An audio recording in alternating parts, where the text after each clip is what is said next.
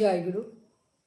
প্রাণের আরাধ্য দেবতা পরমহংস পরিব্রাজকাচার্য শ্রী ১০৮ স্বামী নিগমানন্দ দেবের রাঙা রাতুল চরণে আমার শত সহস্র প্রণাম নিবেদন করে আজকের অনুষ্ঠান অর্থাৎ ঠাকুর প্রসঙ্গ শুরু করছি।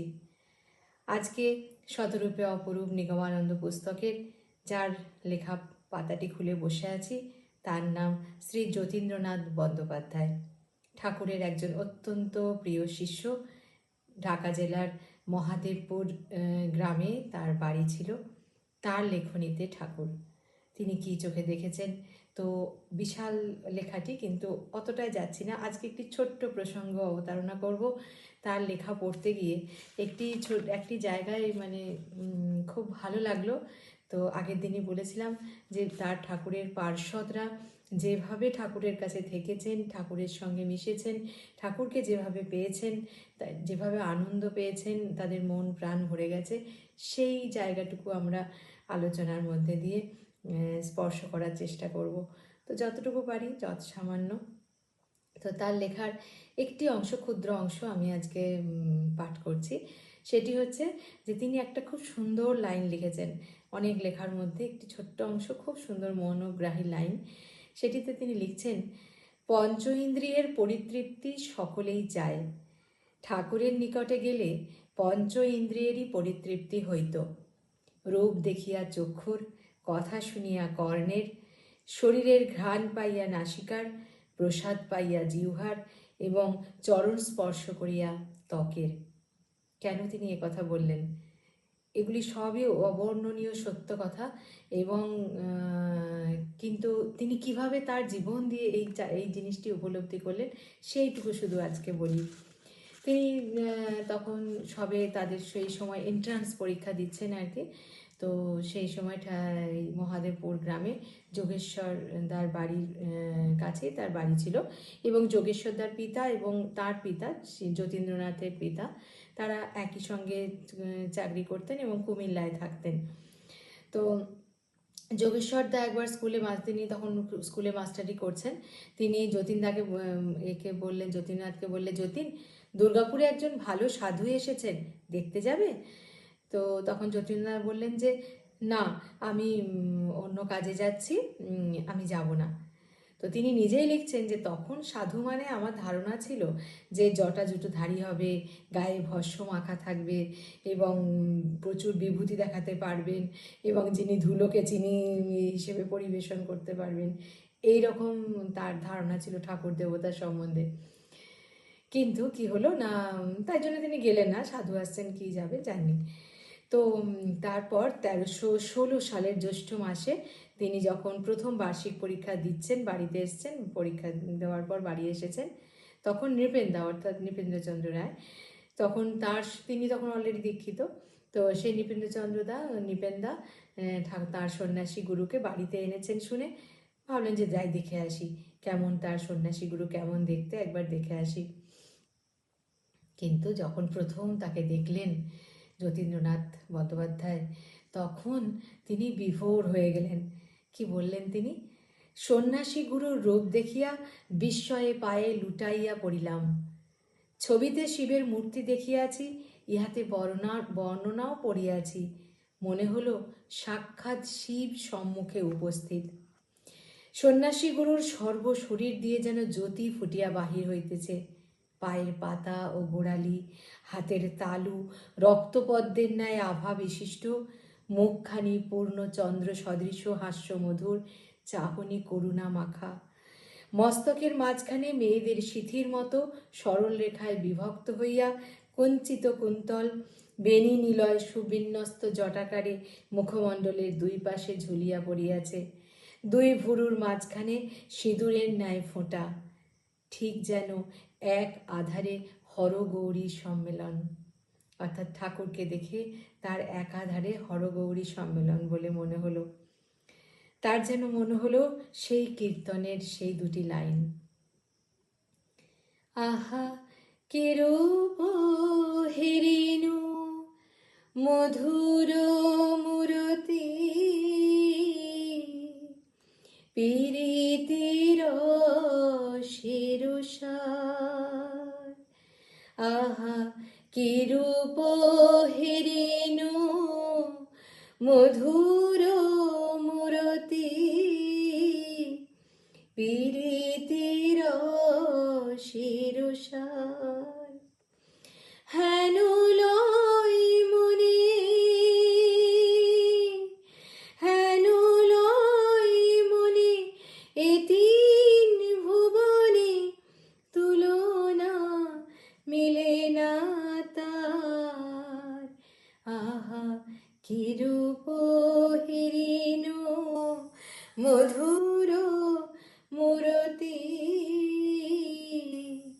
পীড়িতির শিরুষার। জয় গুরু। ঠাকুরকে দেখে তার কীর্তনের এই লাইন দুটি মনে পড়েছিল। ঠাকুর তখন গেরুয়া বসন পরতেন, পায়ে খড়ম দিয়ে চলতেন। খড়ম পায়ে দিয়ে চলবার সময় মনে হতো যেন একটা পদ্ম ফুলের ছাপ খড়মের ওপর পড়ছে। চলবার সময় হাতে চিমটা থাকতো, কমণ্ডলুও সঙ্গে থাকতো। সরকার মহাশয় তখন ঠাকুরের সঙ্গে আসিয়াছিলেন। ঠাকুর তখন ছোট ডাবা হুকায় নল লাগাইয়া তামাক খেতেন। তামাক খাওয়ার সময় বাম হাতে যখন হুকা ধরতেন, তখন ওই কালোর পাশে হাতের তালুর পদ্মাভা আরও যেন উজ্জ্বল রূপে প্রকাশ পেত। কি অপূর্ব লেখা! ভেবেই দেখিনি কখনো। আমরা ঠাকুরের বর্ণনা, রূপ বর্ণনা যারাই করেছেন অদ্ভুত সুন্দর করে করেছেন। উনি ওনার দৃষ্টিতে কি অপূর্ব করে বলছেন যে হুকার যে কালো রং, তার পাশে হাতটা এত সুন্দর পদ্মের আভার মতো রং, সেটাও যেন একটা মানে বিকশিত হচ্ছিল সেই হাতের সৌন্দর্য। যখন তিনি হাসতেন আর তার সমস্ত শরীর দিয়েই যেন হাসি ফুটে বের হতো। সব কিছুতেই তার আনন্দ ছিল। যেসব ঘটনা অহরহ আমাদের সম্মুখে ঘটছে, তাহাতে আনন্দ পাওয়ার কোনো কারণই আমরা খুঁজে পাই না। তাহাতেও দেখিয়াছি তিনি আনন্দে উৎফুল্ল হইতেছেন। তিনি নিজে আনন্দে পূর্ণ, তাই সেই আনন্দ যেন তিনি চাপিয়া রাখিতে পারিতেন না। জগৎ সংসারটাই যে তার নিকট আনন্দময়, এই বোধ বাহিরেও প্রকাশ হইয়া পড়িত। তখন কেহ কোনো প্রশ্ন করলে আনন্দে উথলিয়া উঠিতেন। উত্তর দেওয়ার সময় মুখ দিয়ে যেন খই ফুটিত এবং সুধা বর্ষণ হইত। কথা এত মধুর হইতে পারে তাহা কখনো শুনি নাই।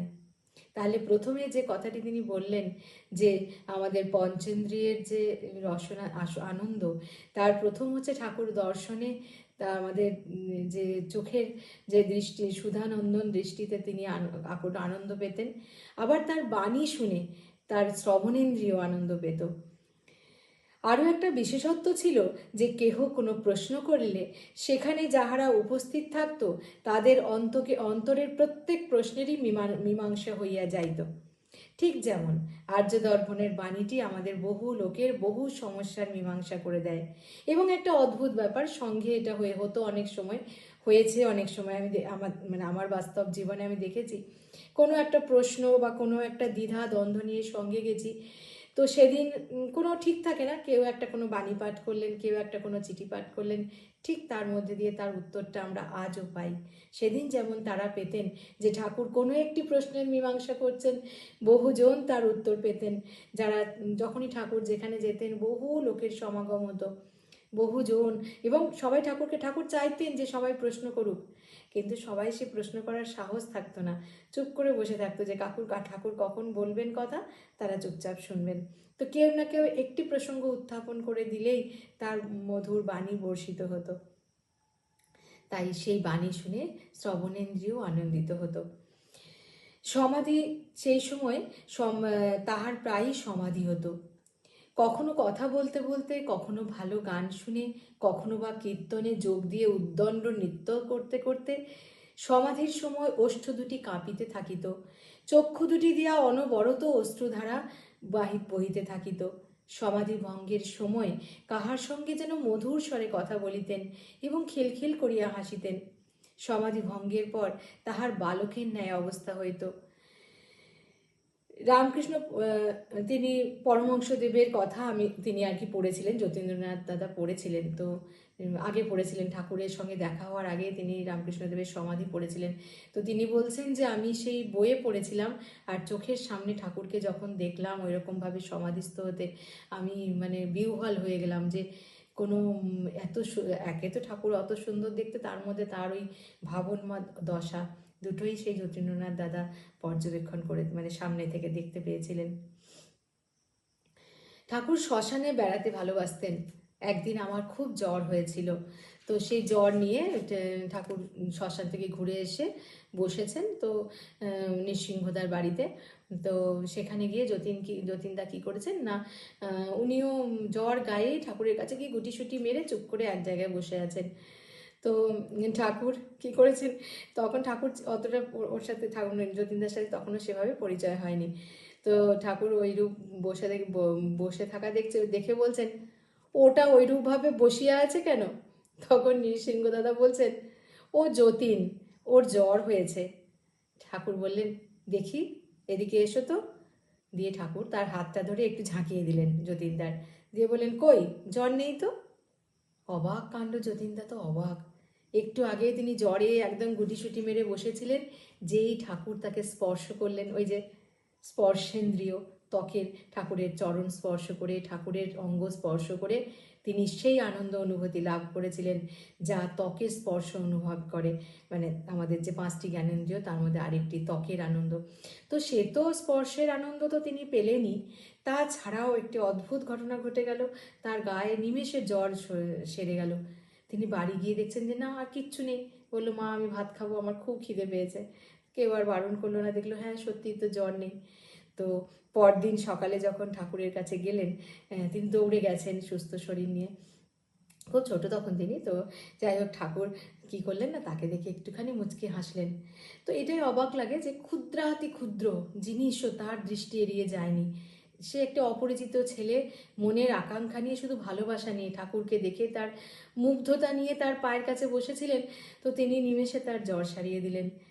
তো যাই হোক, সে কিন্তু চায়নি, ঠাকুরকে বলেনি যে আমার জ্বর সারিয়ে দাও, কিন্তু ঠাকুরের স্পর্শ এতটাই মানে কি বলবো, বিশাল ব্যাপার। তাকে স্পর্শ করা, তার হাতটা ধরে যে তাকে স্পর্শ করলেন, সঙ্গে সঙ্গে সে জ্বর মুক্ত হলেন। লিখছেন ও মানে বিহ্বল হয়ে গিয়ে যতীন দাদা লিখছেন যে তার ভালোবাসার কথা আর কি বলবো, মনে হতো পিতা মাতার নিকটও এত ভালোবাসা, এত আদর পাইনি। মানে ঠাকুরের কাজ ছাড়া হতে ইচ্ছে করতো না। তার এত ভালো লাগতো ঠাকুরের কাছে গেলে, নিজের বাবা মার ভালোবাসা তিনি ভুলে যেতেন এবং কিছুতেই ঠাকুরের কাজ ছেড়ে তার যেতে ইচ্ছে করতো না। ঠাকুরের শরীরের ঘ্রাণ, যেটা একটু আগে নাসিকা, একটা হলো আমাদের এতক্ষণ বললাম রূপ, ঠাকুরের রূপ দেখে চক্ষুর, কথা শুনে কর্ণের, এবং স্পর্শে চরণ স্পর্শ বা ত্বক স্পর্শ করে ত্বকের যে স্পর্শ। এবার আসি ঘ্রাণের বা নাসিকার যে আনন্দ অনুভূতি তিনি পেয়েছিলেন। তিনি লক্ষ্য করেছিলেন যে ঠাকুর, এটা আমরা সবাই জানি যে ঠাকুর যে পায়খানা যখন আসতেন, পায়খানা করে থেকে যখন আসতেন, তখন হাতে মাটিও দিতেন না এবং কাপড়ও ছাড়তেন না, কিন্তু তার শরীর এবং কাপড় দিয়ে সব সময় সুগন্ধ বের হতো। সেই গন্ধ আতর এসেন্সের গন্ধের মতো নয়, পদ্ম গন্ধ মিশ্রিত অন্য এক রকমের। যারা সেই গন্ধ পেয়েছেন শুধু তারাই বুঝতে পারবেন, অন্যকে বোঝানো যাবে না।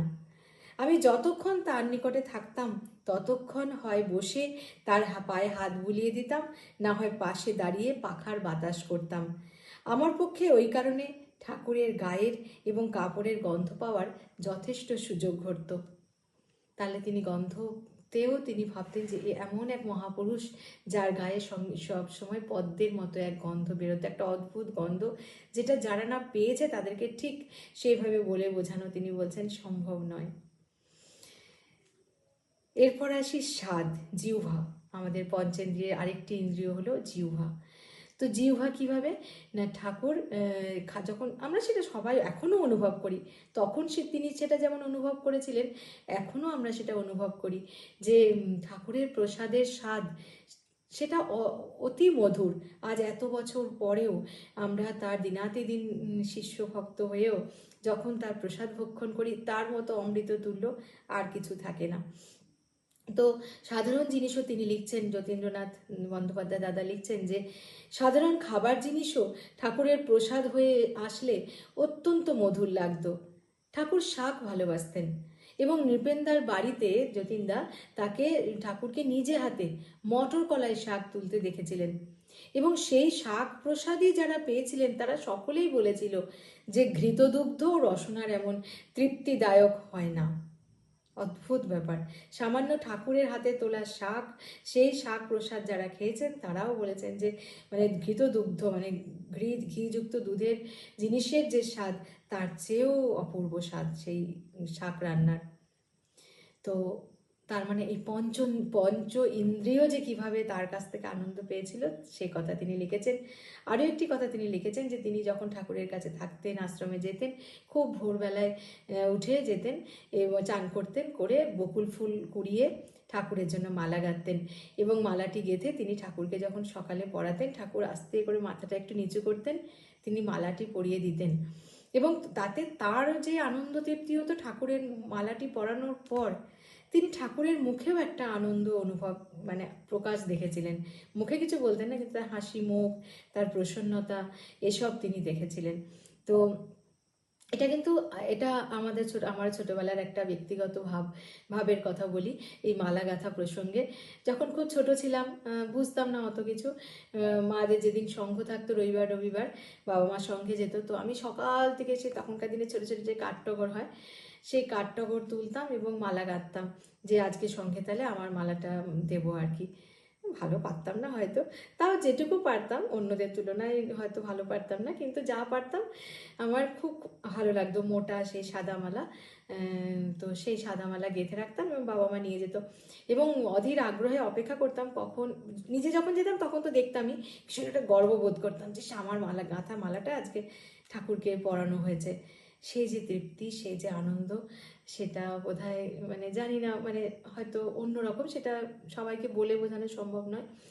এটা অহংকার নয়, এটা একটা আত্মতৃপ্তি। একটা ঠাকুরকে মালা গেঁথে যদি আমি রেখে দিই ঘরের মধ্যে, তাতে তো কোনো তৃপ্তি নেই, কিন্তু ঠাকুরকে পরানোর মধ্যে যে একটা তৃপ্তি, যে আনন্দ, সে বোধহয় বলে বোঝানো নয়। তো সেই কথাই যতীনদা বলেছেন আজকে তার এই ছোট্ট একটি কথার মধ্যে দিয়ে, এই যে পঞ্চ ইন্দ্রিয়ের পরিতৃপ্তি, এই কথাটি এত সুন্দরভাবে, মানে আমার এত ভালো লাগলো যে একটা সাধারণ কথা, যে আমাদের যে পঞ্চ ইন্দ্রিয়ের পরিতৃপ্তি তো আমরা সবসময় চাই।